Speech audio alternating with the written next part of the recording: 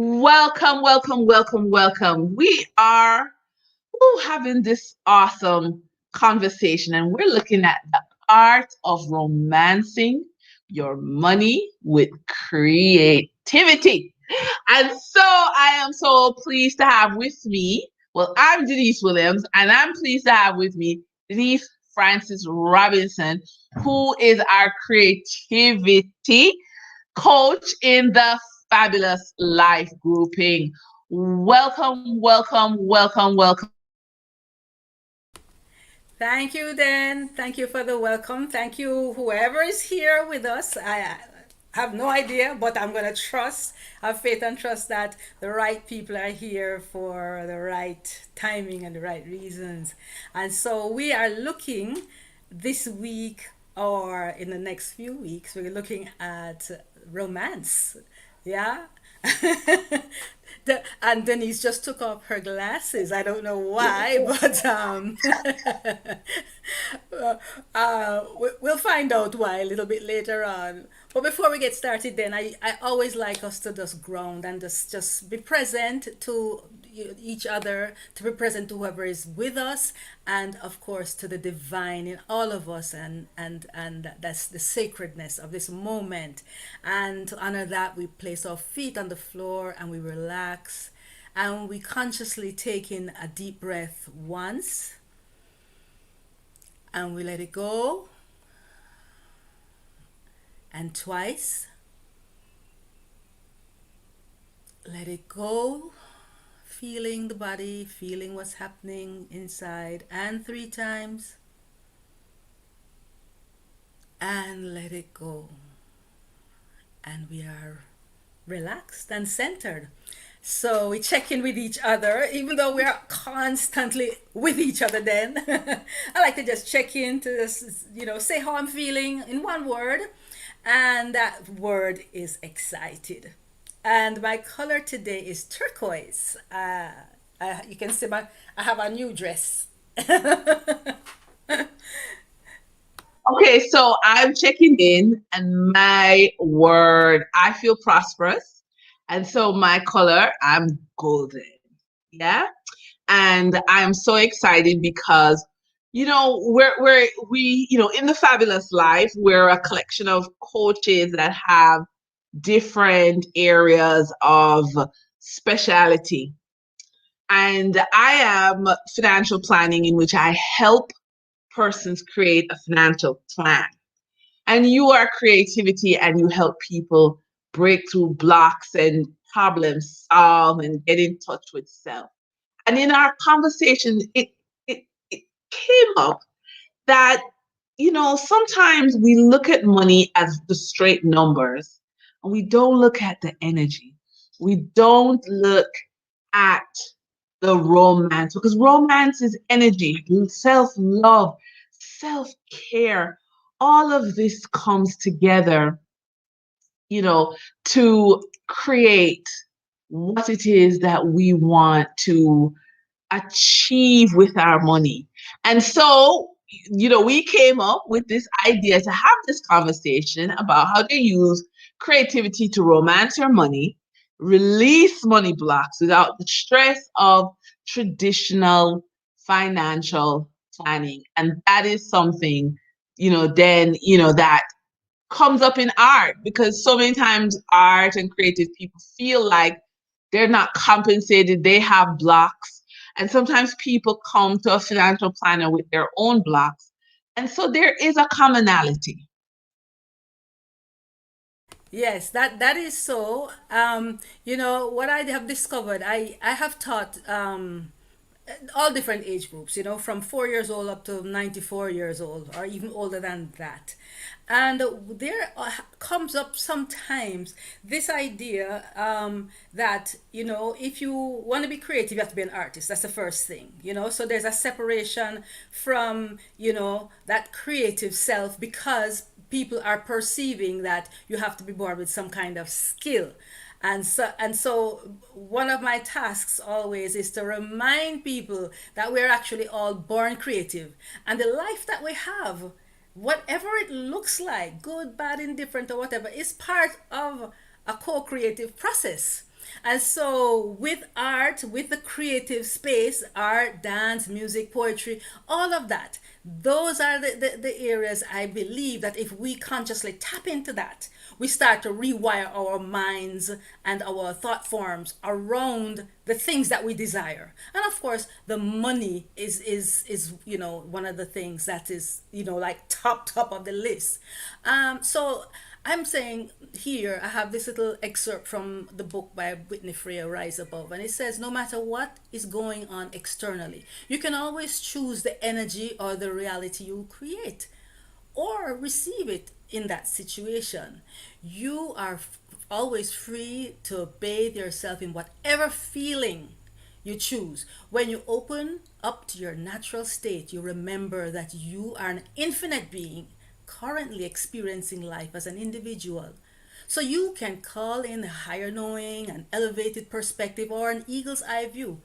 And what flows into you when you connect to this aspect of yourself knows only truth and love and wisdom and infinite possibilities. And the possibilities, is based on, what do I want? What do I desire? And so we call the thing money, but it's an energy. Yes. Absolutely. And I just want to jump in and share my story and why I am so passionate about this coming together of creativity as a form of self love, self care to romance your money. Way back in 2010, when I had my son and he was my second child, and he was born with a hole in his heart, it was the most traumatic time. And I wasn't prepared for the demands of that. And of course, that came with its challenges. But what I found was that as I gave into that energy of unhappiness and misery, my finances shrunk. Okay, so I'm working in investment banking and I'm stuck, not growing, not investing. I mean, just in this whirlwind. And what I actually discovered was that my money blocks came from scarcity thinking, suppressing my artist nature, because during that time I didn't even pick up a paintbrush, and not understanding how to tap into my unique energy to manifest goals. And I do know, Denise, if you've ever had that experience where when you shrink emotionally, you shrink creatively, and then you shrink financially. Yeah, they and and so yes, this is absolutely so. And I'm happy that I think I was born knowing that I was creative. And so I've always been able to go back to my creative way of thinking, in any every situation that I find upsetting. That's not to say that I don't feel and I don't experience and I have not gone through tough times. I had challenges with my children with health issues and stuff like that as well. you know but here I'm looking at this slide that I had prepared, and it's a nice little excerpt from the book called Love Life God, The Journey of Creation. By claiming self-love, this is the thing. By claiming self-love, you're tuning not just to the individual frequency, but you are literally changing the frequencies within every single layer of the vibration that is you. These vibrations are the vibrations that allow you to manifest that which you desire.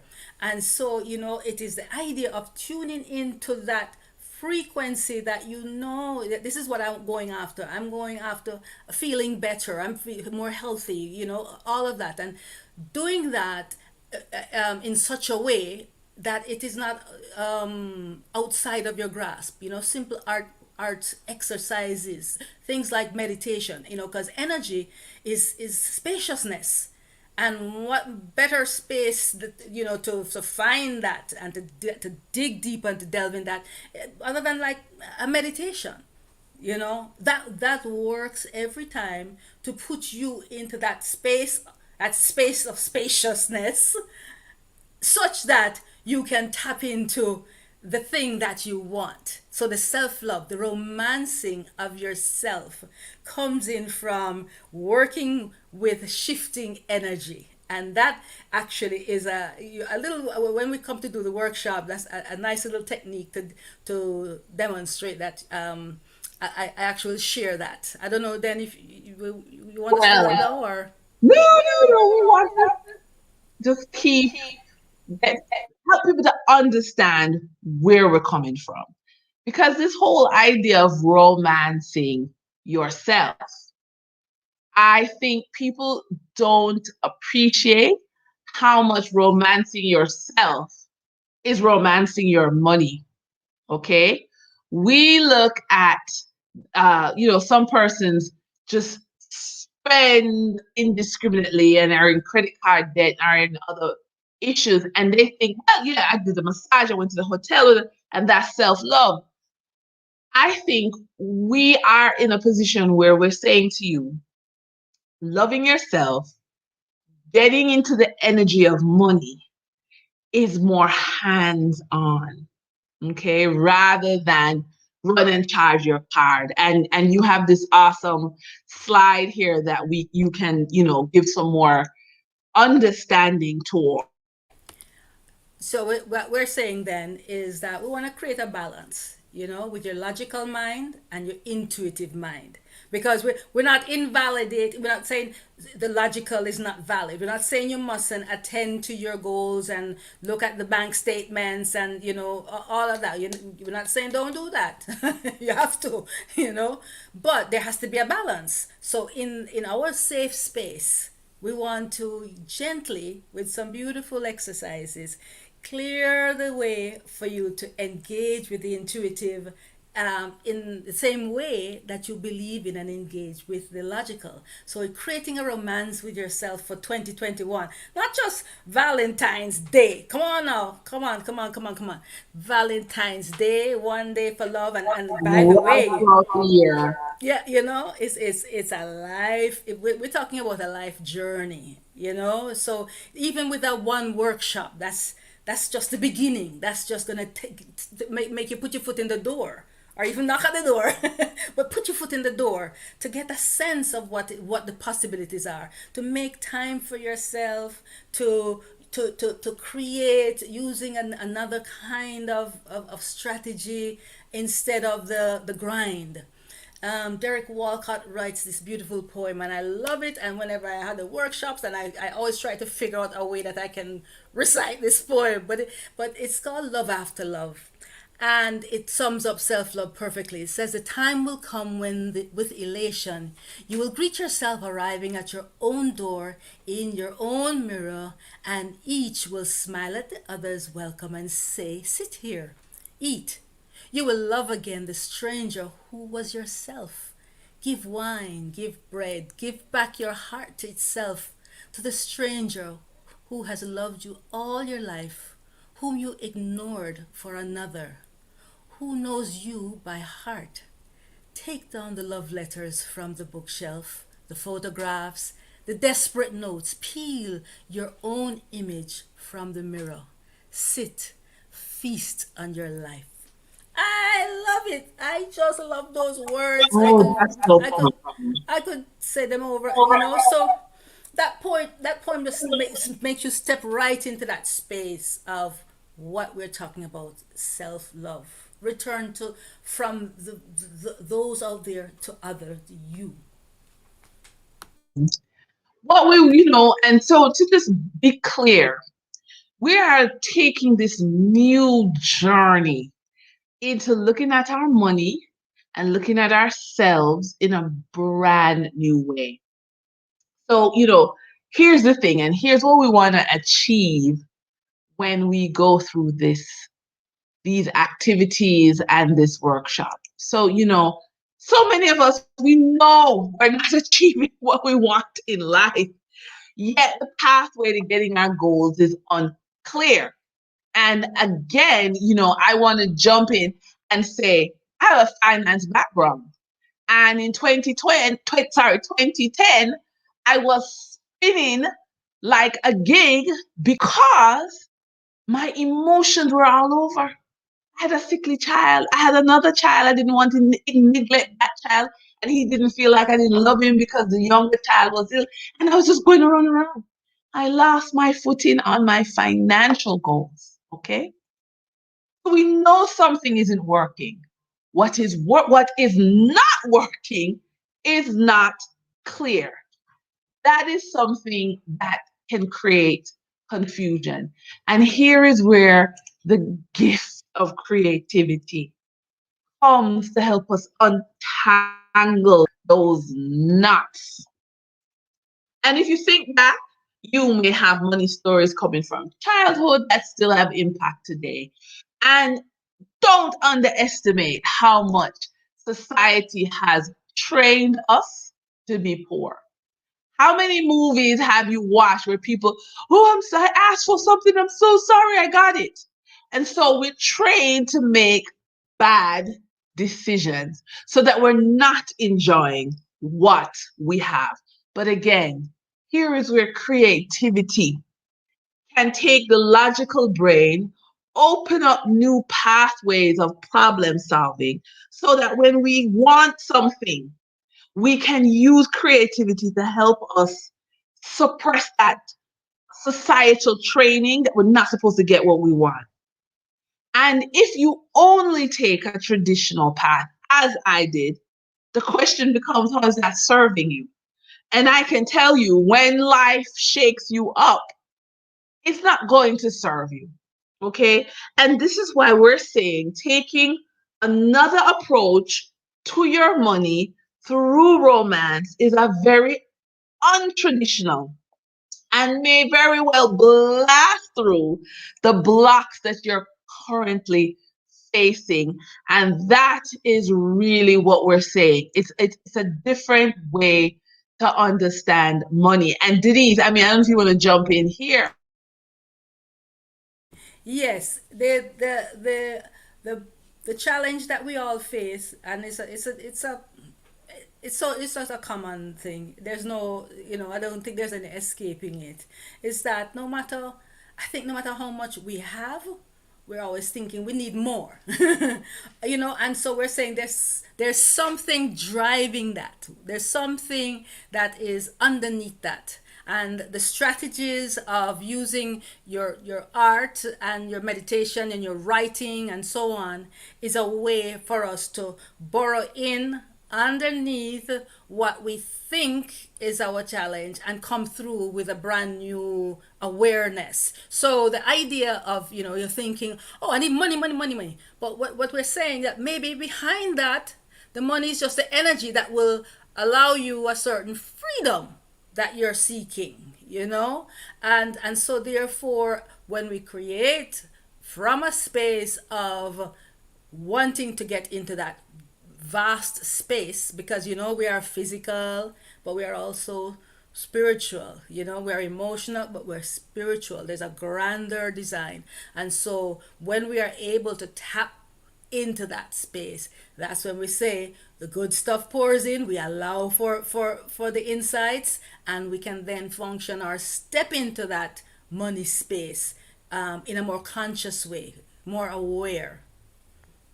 And I want to jump in here to say that for persons who are really interested in coming into this environment, this cocoon that we're creating, I just want to talk about some of the things that you're going to experience and enjoy. So the color of romance in your money, is it's really looking at money management, right? We're going to shed light on the undercurrents of money management. So what are the undercurrents? Color theory of money and wealth. You think it's like an accident how the banks choose their colors for their brands and the colors inside their branches. Is no accident. And it triggers a particular behavior in you. And not just colors of the bank, but colors around the world. Then we're looking at cultural influences on money and wealth, because again, you may be under the impression you get up today and you make financial decisions, but there's a lot of decisions that come from the wider community and it funnels your money in a particular way. And then we look at imagery related to money and wealth. And I know this is where Denise is going to have a ball with things such as art journaling and mandalas. We're looking at the emotions related to scarcity, which block money and wealth, and meditation to free blocks. And so, what we're saying is at the end of this program, you're going to really have a sense of the undercurrents of money, how creativity frees you from what you may feel in terms of some kind of unclarity. So, Denise, again, I hand over to you. Yeah, we step into the space. We're gonna step into the space for well, we actually have a big program, and we have a taster. And so what we've included meditations, and in which we will go through, that place to put you in the right mood and the right frame. And we also have a section where we work through it with colors, and we look and we analyze, how colors affect us. And in that space, we do just a simple little color exercise with crayons or paints or whatever. Georgia O'Keeffe talks about, how she found that she could say things with color and shapes that she couldn't say any other way, things that she had no words for. And so this is what happens in that creative process. Surprise, surprise, you step to that blank page, or you step to that blank canvas, and you actually step up to a mirror. So with the guidance, and with the exercises, like the mandalas, working with mandalas, you then come into a space where you find yourself, you uncover new ideas, you have realizations that the up and down workaday world, back and forth in, wasn't offering you. And so you get this whole new package of insight that you can capitalize on. Absolutely. And I would say also that, some of the things that we look at too is the culture, and we pull concepts of money from culture. And then this also looks at lack and scarcity. Now, we are of the view that's important to look at these 7 layers of scarcity because they present as financial blocks. And so the art journaling and the mandala is how we release. Okay. And a lot of us think financial scarcity is the only scarcity. I just don't have enough money. Well, let me tell you, let's run through the 7 layers quickly because you'll be surprised at areas in which our heart is blocked and therefore our money then is blocked. We look at intellectual scarcity, which is really someone saying, your ideas are not good enough. And if you hear that enough, especially coming from childhood, then that's going to manifest with your money.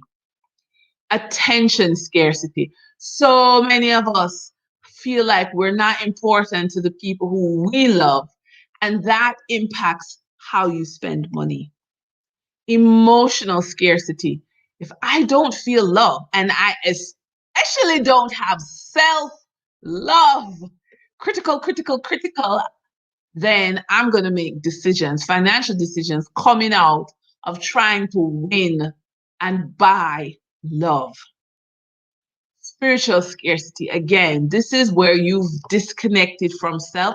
And a lot of times that happens in trauma situations where you don't want to feel. You want to be dead inside so that you can cope. But again, these represent, it manifests into a financial block. After this, we have, and the PowerPoint, yes, encouragement. Encouragement scarcity. Again, you don't have a cheerleader and you don't know how to be your own cheerleader. So again, you're trying to buy that and it leads to financial scarcity at the end of the day. Social scarcity, a feeling of not belonging. And so, again, what are you doing? How are you impacting your money because you don't feel like you belong? Here again is where the art journaling is the most healing space I can think of to deal with these levels of scarcity, competency. It's not that you don't have sense, as in the intellectual scarcity, but you don't know what to do. You don't know how to make decisions. And again, this is coming from childhood. It may be reinforced at the workplace. Again, we will have activities to build you up. And of course, it results in financial scarcity. And this is what we want to heal. So again, I'm going to All right. So once we get started, one of the primary tools that we use is the visual journal. Some people know say art journal, but I like to say visual journal because, as I said, the word art sometimes people tend to feel that, oh, I'm not an artist, so if I say visual journal, people will say, oh yeah, I know pictures, and it's, I guess it's a little softer space in my head. Yeah.